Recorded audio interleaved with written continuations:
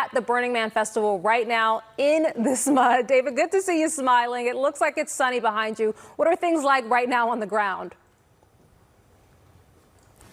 It's still a little muddy, but a lot drier than it's been the last couple of days. We got a little bit more rain last night, and that kind of just slicked things up. So people weren't going out so much last night. But we kept our bar open, and spirits are high, and we're still stocked. So we're good. We're good for probably Wednesday or Thursday. Good to hear that spirits are high. What's been the most difficult aspect of this weather and being trapped there? I would say the most difficult aspect, fundamental to this problem we have is the concept of a WOOKS, someone who shows up to this event with nothing other than their RV and, their selfish indulgence, and they offer nothing. They offer nothing to this community. They don't add anything to this city. These are the people that are fleeing the city, leaving their trash and creating a crisis from which Burning Man might not survive. Yeah, and talk to me about that, right? Because this is supposed to be a no-trace event. How concerned are you about the environmental impact of now folks leaving behind their campsites? Well, we have this agreement with the BLM. We're only allowed to be here because we do minimal impact to the playa. We pick up all of our mess. And, when times get rough, the burners got to stick it out. We got to do what's right and make sure that this event can exist.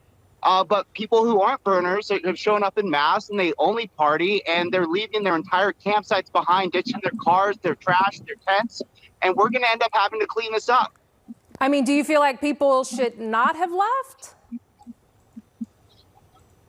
Well, there was a high-profile exodus by Diplo and Chris Rock, and that kind of implanted in everyone's mind, well, if the B-rate celebrities can get out, then I can get out too. The fundamental sentiment is that we're here, we're having a good time, we're taking care of each other, everyone's got to stick it out.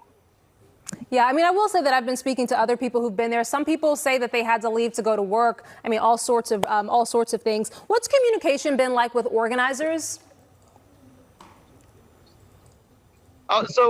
Burning Man has their own radio station, so they have everyday updates about road conditions.